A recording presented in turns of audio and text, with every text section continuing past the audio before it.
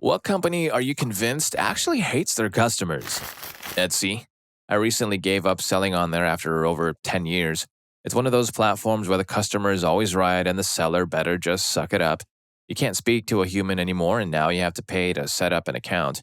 The amount of scam messages you get is crazy, and it's all just people reselling Chinese beads and stuff as quote unquote handmade these days. They had some bad press a while back because they decided to put restrictions on a lot of seller accounts and just straight up keep the money for up to 70 days. Every April, they find some way to scrape a few more pennies off the seller, and now you have to pay them to advertise your products, which is the whole point of them existing in the first place. I know, right? Because I bet their new slogan is Etsy, where your handmade dreams go to end and your money goes to, well, Etsy. Story 2. Not necessarily a company, but I'd say half of the owners of sports teams don't give a crap about their fans, the players, or both. For example, my team, the Arizona Cardinals, the owner inherited the team from his dad. The man is a billionaire with a golden opportunity to grow a franchise in an amazing market for sports, but their season ticket holders get very few perks, maybe a hat or a button. The players have to pay for their own food in the team training facility. For Monday Night Football, he opted to take out the cheerleaders to make room for more field-level seating. They had a watch from the locker room. That's no way to treat employees. I don't understand this behavior, and the ultimate outcome of this is a collection of fair-weather fans and a stadium whose attendance is always at least half full of the other teams' fans. Whenever there is a problem with this team, the ownership never fixes the problem. Just distract the fans with token items at critical times, and I know it's systemic. Jerry Jones of the Cowboys lets tours walk through the stadium and look at his players through windows in the workout room like they are on display. Northwest Stadium still exists. Raiders ownership opted for more money rather than working to serve the fans of Oakland and work towards a stadium solution. Rams owners left the city of St. Louis hanging with an empty stadium and some debt and moved to a more lucrative spot in LA. Chargers did the same and left San Diego hanging out to dry. Oakland Athletics ownership would not work in good faith with the city of Oakland and followed the Raiders to Vegas. It's never a fan decision. It's never a concern about the community they are a huge part of. It's never about the players who are the product people pay to see. It's always about a single person or a group of people padding their pockets at whatever cost. Sports teams just hate their customers. Story 3. Spectrum, Optimum, they have like 7 different names depending on where you live. After working there, let me tell you, they're just being optimistic as heck when they set tech visit times. We couldn't guarantee crap. The system will email them, got it, your appointment has been confirmed. But the dispatch center would cancel the visit without rescheduling or so much as making a courtesy call. So then we would get mad at customers who took the day off work for no good reason. That's not even getting into the fees, the billing, and the special department you have to speak with to cancel. They are required to get you to say no clearly 3 times before they cancel your service and get written up if they let too many people cancel. Story 4. AT&T, they do everything possible to get you to move to another carrier. I have been an AT&T customer for my phone for 10 years. This all started in the era where AT&T was the only carrier supporting the iPhone. And during that time, AT&T advertised every phone but the iPhone. They hated that customers bought iPhones and used their bandwidth.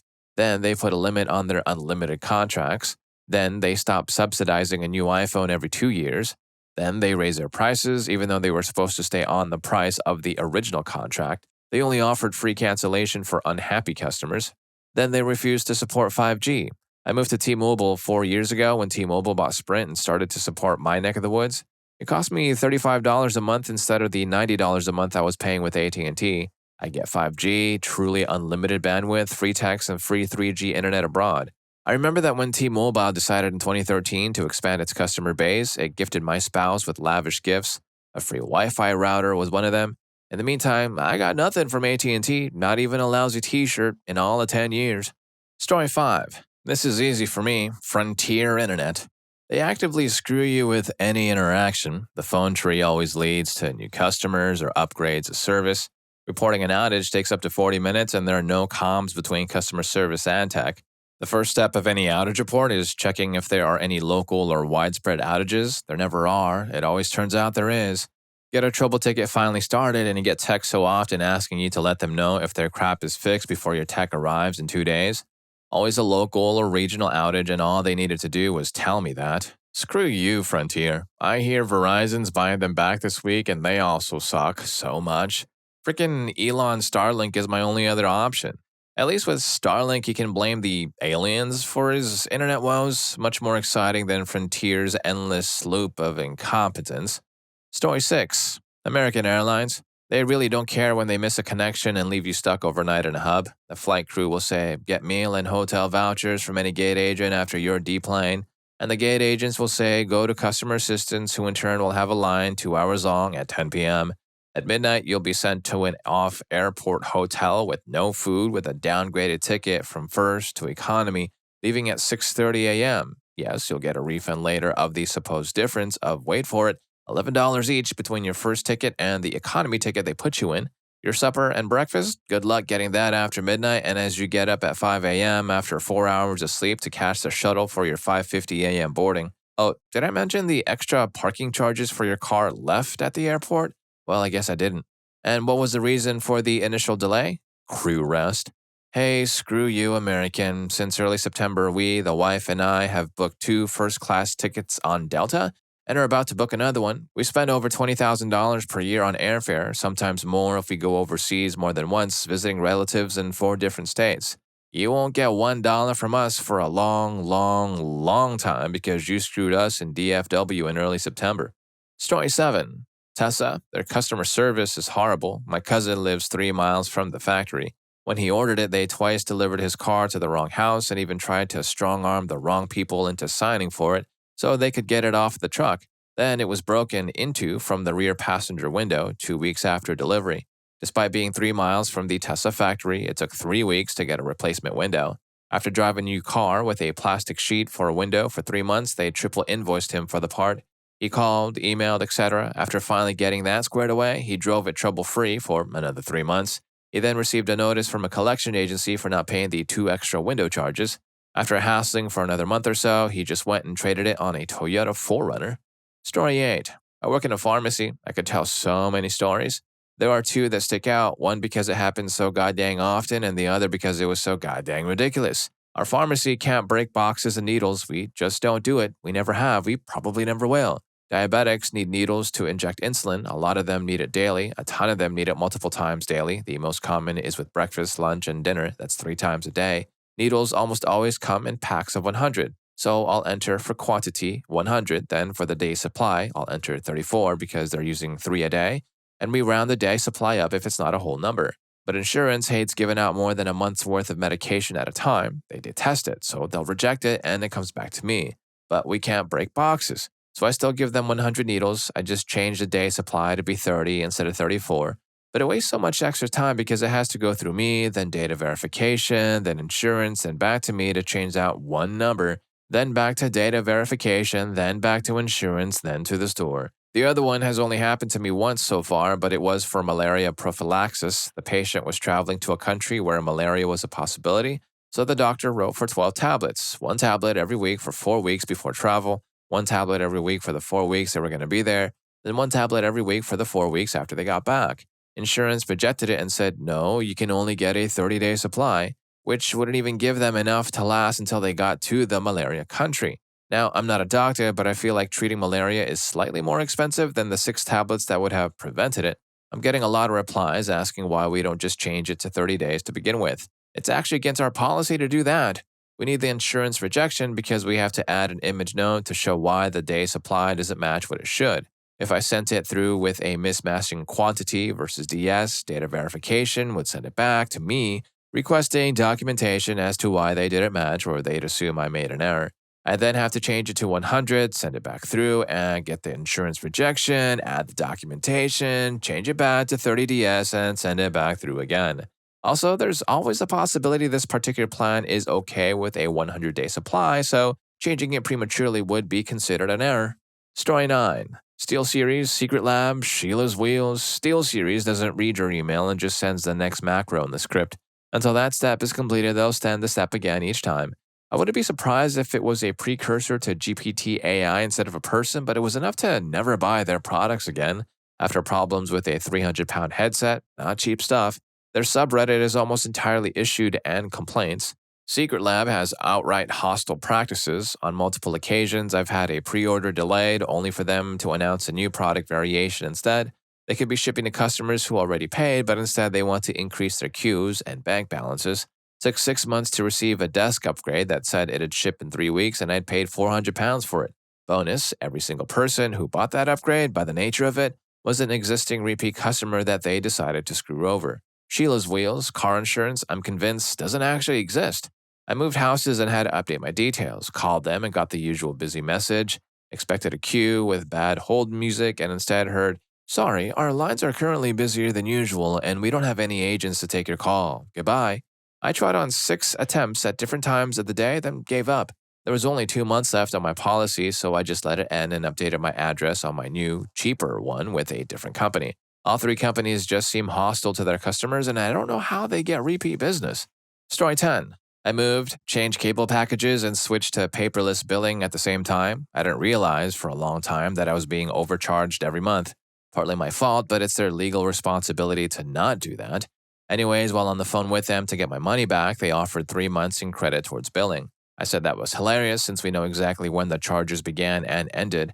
After holding for 90 minutes, I spoke with a manager of some sort who was the manager of the previous manager. She said the same crap.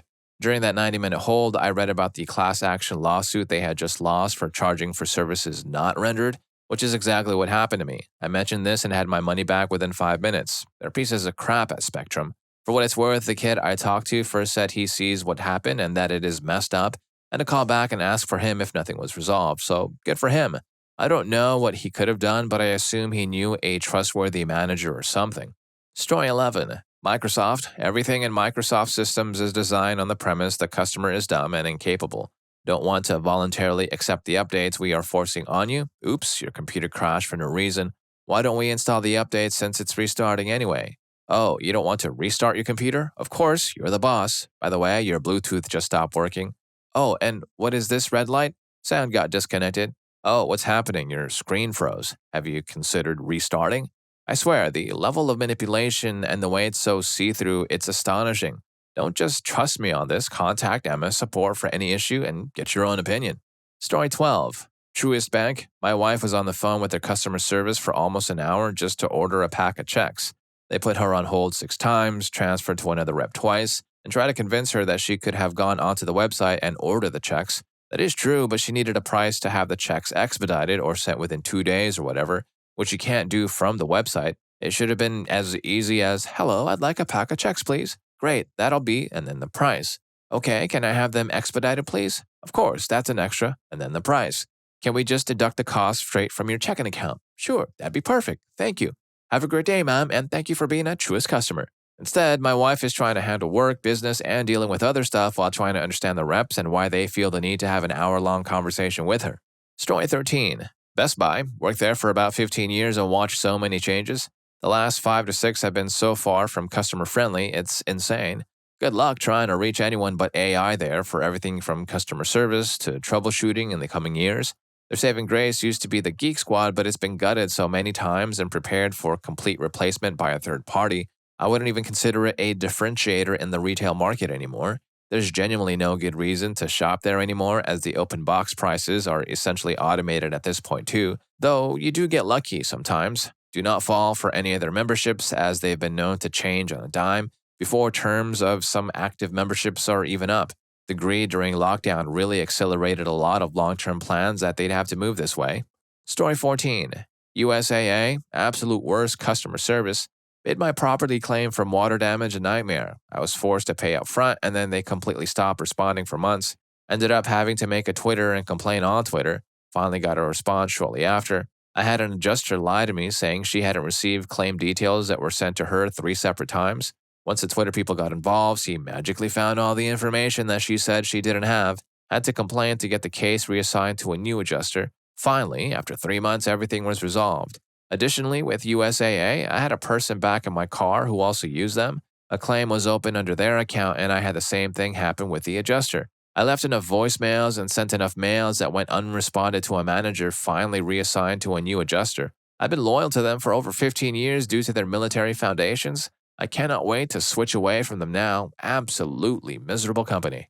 Story 15. Reserved a car from Enterprise on vacation so I could leave early to get back to work. Got there and the gal said, "How can I help you?" I told her I reserved a car, midsize, because they were out of economy. She asks my name, then looks it up and says, "Yeah, I'm sorry, we don't have any cars right now." I said that if they didn't have a midsize or whatever, I guess I'd take whatever they got. She then told me they don't have any cars and that I could reserve one if one comes in. I told her I did reserve one, that's why I'm here. She asked me if I reserved it online. I told her I did because when I called, the phone tree I reached prompted me to do so. She then said, yeah, the online reservations let you reserve cars that aren't really here. We kind of hate that they do that. And I told her, not as much as I hate that they do that. Screw enterprise. Story 16. Any bank who charges people money for not having money. I absolutely hate tax time. I pay cash, which is usually around $4,000. You don't get hit with service fees, and as long as you get a receipt, you still have a paper trail. I go to my bank to withdraw, and they tell me I can't withdraw that much of my money in a day. I deposit more than that in a day sometimes. They don't complain then. They aren't supposed to be controlling how I spend my money or how much I use in a day.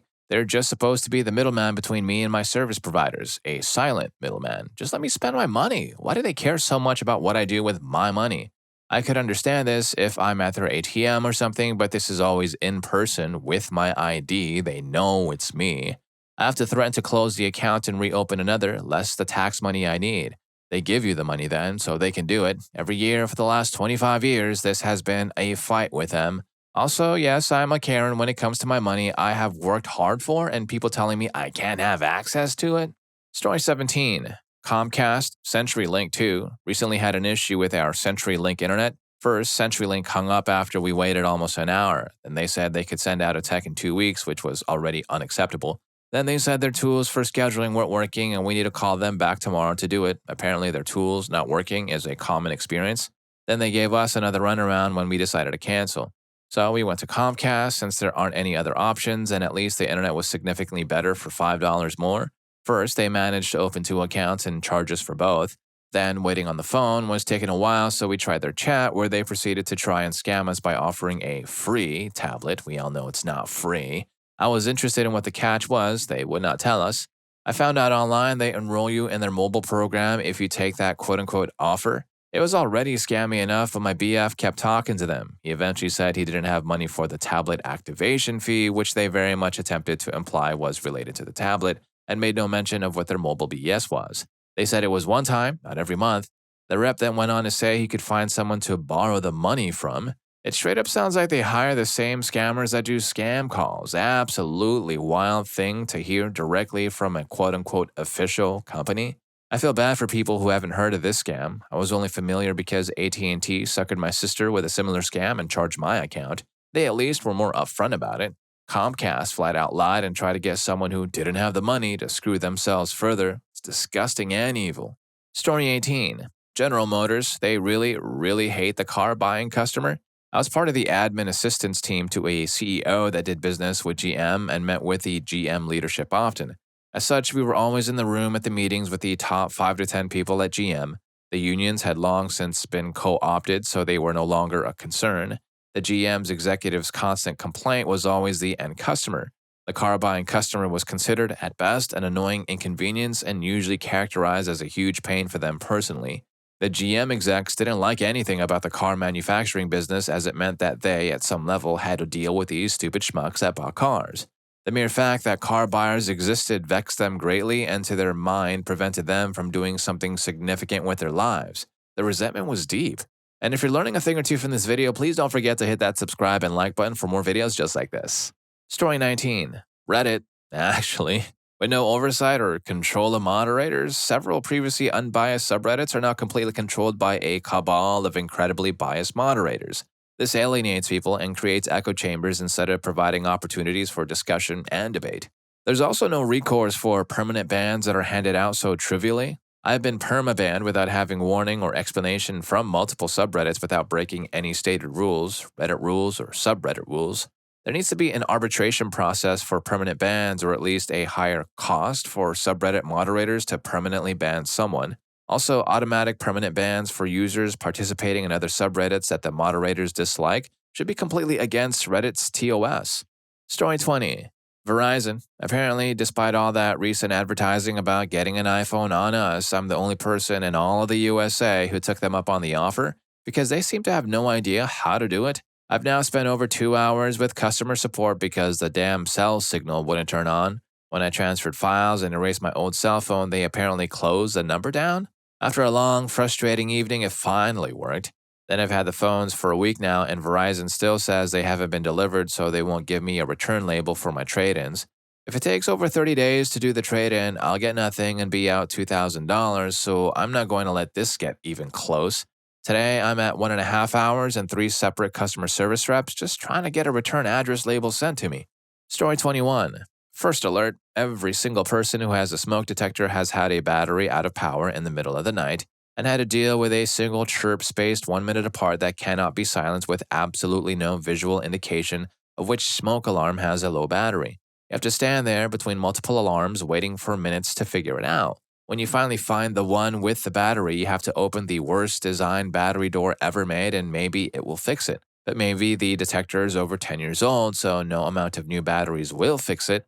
So you have to take it down and replace it. But will it stop chirping? Heck no, you need to take that thing outside somewhere so it doesn't keep you up all night.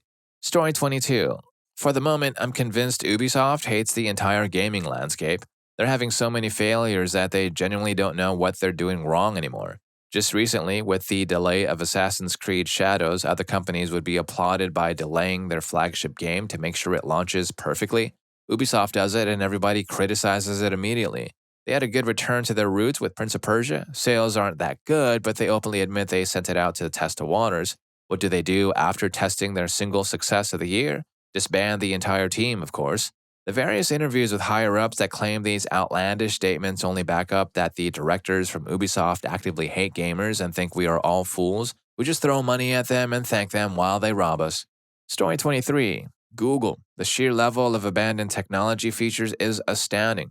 They'll develop a product like Google Sheets and then just dump it out there so they can say that they have a product in the marketplace without developing any substantial features that make it marketable or comparable. Sheets in no way comes even remotely close to Microsoft Excel. The features that are native to that product you have to purchase from an extensions library. Their server management, service management, and data management software are all online console-based and quite frankly suck.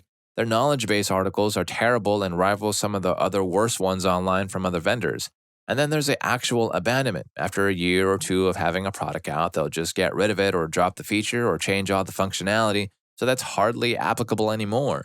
But the worst part is the part you expect, and that's where all of a sudden, after a while, that free product becomes very expensive.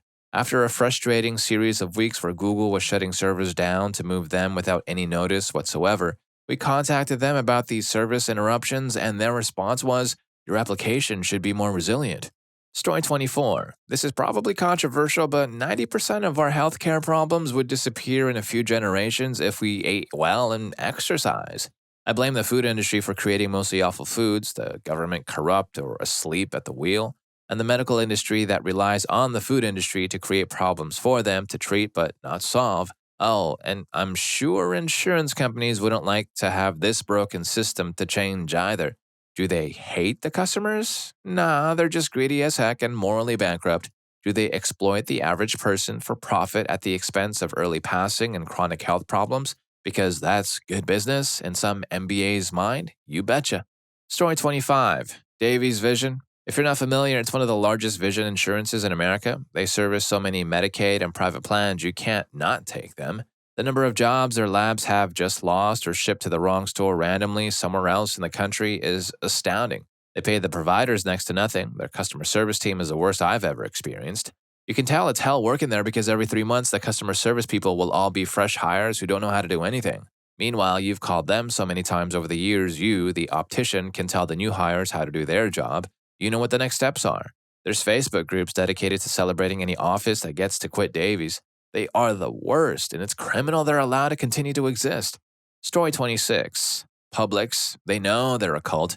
Their minimum wage employees follow them to the ends of the earth and defend their $5.99 pool noodle and their BOGO deals, which just makes the product regular priced. Publix is the iOS of grocery stores. They treat Walmart like androids because we all know Walmart had that low-quality customer service. Walmart has gotten much better recently, much like the smartphones, but Publix still rides on the better quality bandwagon. I call it the Publix tax, the amount of extra money that you pay on products just to avoid going to Walmart to get the same products. Some people say they gladly pay that, but then when you do the math, it can add up to thousands of dollars per year just to avoid Walmart. Publix doesn't care about its customers like it used to. It cares about the money their customers bring in. They will use their customers and push the limits of pricing because they know they will pay. Story 27. Apple. I know their customer service is world class, but they just stop short of putting in writing that you don't own your device. I work in third-party device repair, and Apple does all kinds of stuff to keep you from being able to use aftermarket components to repair your phone. Sure, aftermarket screens, batteries, and cameras work, but you lose features for no good reason. Why should the battery health monitoring stop working because the battery isn't calibrated to the iPhone? And things like the Touch ID home button and Face ID sensor module straight up can't be replaced. You break those, you'll never get that functionality back without running Apple's proprietary configuration software on the new component. And they won't touch it if any other place replaces the screen. Even Google will let any old schmuck download the software to recalibrate the Pixel's fingerprint scanner after a screen replacement. The shop I work at recently became part of Apple's IRP program, and at first I was so excited to use OEM parts and have access to their guides and software. Nope, it overcomplicated even the simplest repairs and requires so much extra BS on both our end and the customer's end. For example, Apple's diagnostic program, which must be run before every repair even if the problem is obvious, requires a user to turn off Find My iPhone. First off, nobody ever knows how to do that anyway, and second, it's impossible to do if the screen on the phone is destroyed, as they often are. One lady spent over an hour on the phone with Apple support trying to turn it off on her son's phone on a different account. They remotely factory reset the device before hanging up on her, and Find My iPhone was still on, and we still couldn't continue with the repair. She was freaking angry, and rightfully so. I was too. Using aftermarket parts and skipping Apple's BS, we could have done the repair 3 times while she was dealing with them. I was so happy to see the EU bring the hammer down on them for proprietary charging cables, non-serviceable batteries, and blocking third-party app stores. I get downvoted to hell every time I bring this up on Reddit, but I've lost a ton of respect for Apple over this crap, and I used to be a huge fanboy. Story 28. Canada specific, but WestJet. In my experience, if you fly WestJet, there's a very good chance you'll get delayed or canceled, diverted, stranded. Rebooking options are always days later, and they always find a way to weasel out of any form of compensation. They make it impossible to change bookings online, but yet it's also impossible to get a hold of the customer service via phone. And when you do finally get through, the customer service is awful. They've been caught lying to get out of refund claims, like saying a flight was canceled due to something out of their control, when it turned out to be within their control and only paid when they were ordered to by the Civil Resolution Tribunal. They definitely take advantage of being one of the only airline options for Canadians, and it sucks. Story 29. Mediacom Business. Recent changes they're making all channels encrypted, and the only way to view them is with a decoder box. The issue is the decoder box only changes and sends one channel out on an HDMI connection. Currently, my work uses Mediacom and uses 42 of their channels. It comes in the coax and gets split by a device we have to be sent over our network. With this change, we need 42 other decoders and some new way to pipe these 42 HDMI outputs into our network device, which doesn't have any HDMI input ports. When told this was an issue, the response was, "We're still doing it. Find someone else if it's a problem." Well, we have found someone else, but it's going to be a few weeks yet. Thankfully, Mediacom is even slower because their changeover won't be until next July. Story 30. Silk. In 2023-24, they actively had Listeria in their product, which is now a documented timeline on the Canadian government website. Not until multiple accidents did they get exposed and then gloss it over by saying they voluntarily closed their Pickering, Ontario plant.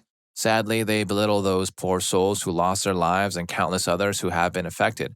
I reached out to them, sharing the story of my whole family chasing around a mysterious illness for approximately 8 months with samples. Since no tests were done specifically for Listeria, Silk gets off and hasn't bothered with their promised follow-up on our situation. The follow-up being that my 7-year-old was extremely affected with IBD, is now on a plethora of medications, unwell since midsummer, and waiting for a scope to figure out next steps. No lawsuit pending, no Silk care. All the while, they stock our country's shelves with their contaminated product, yet claim they are doing regular safety tests and inspections. Greed and money over safety and human decency. Story 31. All of them do, or close enough. To the plutocrats who own these companies, we, both customers and employees, are basically just livestock. They care about us as much as a farmer cares about their herd. Their idea of what is best for us is ultimately just what is best for them, and what is best for them doesn't necessarily mean what makes them the most money either. It means what makes them the most power. Money is a kind of power, but it isn't the only kind. We've all heard of companies that do stupid, cruel things that make their customers and their employees miserable, and as a result, they went bankrupt. What you never hear about is of a company that went bankrupt because they were too kind to their customers. Sometimes they will lie that they went bankrupt because they were too generous, like Red Lobster lied, but it's always just a cover story, something they say to get sympathy rather than admit they ended the company because they were heartless.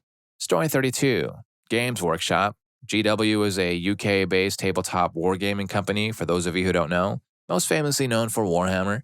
Managers have literally stated that you need to get the GW fans out of your store as they are a waste of time. They're already going to buy the product, no need to have them linger around, keep the floor empty so that new customers can be sold expensive starter sets. They understand that the fans love the lore, but they choose to retcon it at will without any thought. Also, they release rulebooks and make them obsolete literally months after their release. I've never seen anything like it. They release a unit that costs $60 and 6 months later, it isn't even in the rules anymore. Story 33 Discord, constantly adding features that nobody asked for and making changes to layouts without a need. Remember their weird talking stages thing that got shut down, or those forum style channels that basically nobody uses because it's basically the same as that threads feature that also nobody ever uses because we have replying or the activities that are basically Mario Party minigames and grow boring after 5 seconds, or the YouTube sharing activity, which is completely pointless because it's full of ads and it's usually just easier for whoever wants to share a video to screen share. And now that god-awful new special gaming clan server thing. And before someone says it, yes, I understand that they had to basically recode the entire website to be better, but that doesn't really necessitate completely redesigning the entire UI in a way that is clearly not user-friendly to anyone who actually uses the dang thing. They really should have just stopped developing Discord 2 years ago and just left it as is. We don't need all this crap. We don't want all this crap. It's just overbloating what used to be simple and well-organized social media platform. Modern Discord is just so bloated with features that a majority of users don't want to or care about, and the only reason people haven't switched is because of those same issues with trying to get people to switch off of any social media platform, which mostly just involves the difficulty in convincing people to switch all of their friends as well, especially when those friends may have friends themselves that are not switching and may not necessarily want to have to keep up multiple chat apps set up. Story 34. Microsoft and Adobe. Sorry, I can't limit it to just one. They both are constantly accusing their customers of not having a valid license because of some stupid programming glitch after their most recent update. Then it's a nightmare to find your license because it's locked into the part of your account you can't access because of your quote-unquote fake license. Adobe is freaking greedy with their subscription-based products. I hate them but have no choice to use them professionally. Personally, I just use open source stuff. Microsoft, in addition to what I described above, also went to a subscription base, and their constant quote-unquote improvements are always bad. They hide access to everything you need to self-diagnose and do your own troubleshooting because they want you to give them remote access to pay them to fix something that anyone with intermediate skills can do themselves for free in 10 minutes. Why are they so pressed if you go in and screw up your own system? Also, I can't stand Bill Gates, the attitude of "I'm the great and powerful Oz" that he instilled in the Microsoft Corporation is the same one that makes him believe he should have any opinion on the food we eat, what we want injected into our bodies, how many people should be allowed to live on this planet, and which countries have the kind of population that should be eliminated first, who should be allowed to own a home, drive a car, fly in a plane, etc. He needs to go to one of his giant resource hogging houses and sit down. Story 35. Planet Fitness. I used to work there and switched to the night shift because every employee and manager had something bad to say about every single member that came in. Too fat, too fit, so they're using stuff. Too thin, so they're on substances. Too poor or homeless to use their membership because it looks bad. Too pale, too tan, not actually working out. Working too hard for attention. Literally no one was safe from the commentary. The owner was psychotic and a known criminal that was booted from the police force for crimes related to misuse of power. Literally every single thing a member did was just disgusting to the employees and managers. It was seriously so embarrassing to be associated with, so I switched to the night shift, and I started getting pestered by management for treating everyone the same, well, regardless of appearance or housing situation. We were expected to chase out any person that appeared homeless that wasn't actively using equipment, even if they were charging their phone in the lobby after their shower or something. They hate everyone there. Story 36. It's not as much of an issue with their consoles as I usually feel, although it's comical how much better a Switch emulator can run games than an actual Switch. For many, I think the issue is they seem to be very out of touch with the gaming fan and content creator community. I'm not in this esports scene, so might get a few things wrong, but as far as I know, Nintendo not only doesn't support any of their games being esports, there's been times where Nintendo has actively done negative things to make Smash tournaments less accessible to stream or to watch, and even shutting down some events by threatening legal action. Reason they're able to do this is technically Nintendo can copyright strike anything that contains footage of their IP. This leads me to my second point about why many don't like Nintendo. They love taking people to court and copyright striking. Doesn't matter if the product or video won't affect their sales in any way. Some cases would have been free marketing, by the way. If it's not Nintendo released or approved, cease and desist. The most recent example I can think of is a YouTuber called Retro Gamecore posted a video about a device that backs up Switch game files and literally requires you to physically own the games to use the device the way he demonstrates it. Nintendo didn't care and they copyright striked his video with the reason contains footage of their IP, a device shown for backing up game files of games you physically own, and they weren't even okay with that. Other reasons for me are being against emulation and ROMs for games that you aren't able to easily get unless you pay insane resale. And then they do things like make full games with limited time releases, both digital and physical, and then resale value goes up astronomically after they're taken off the store, talking about the Mario Remake Switch collection. Apologize for the essay, lol, but I genuinely think it's important for people to know how scummy they are and how much they like to leverage their power. Most people don't even go to court with them because the legal fees in the long run will end up being too much for it to be worth it with the lawyers Nintendo use. Story 37. Sally Mae, they pestered me so much that I had an actual stroke. I was diagnosed with the rare illness that made me go blind in one eye. I had to stop working for a while. I'd never missed a payment or been late with a payment. I asked them for a modification just while I got back on my feet. Because I had chosen to pay the interest on the loan before my daughter left school, I was stuck in that contract. My credit score dropped 70 points in 1 month. I begged them to lower my payments until I could go back to work, but they refused to help me. They said if I would have picked another payment option, they could have worked with me. So now my loan is in default and I am saving any money that comes in to help my daughter pay for medical school. Sally Mae is the devil. When the doctor asked me if I had any stress in my life, I said I only have one stressor, and that is Sally Mae. And if any of these stories got to you, here's more for you. YouTube thinks you're going to love this. I'll catch you in that video.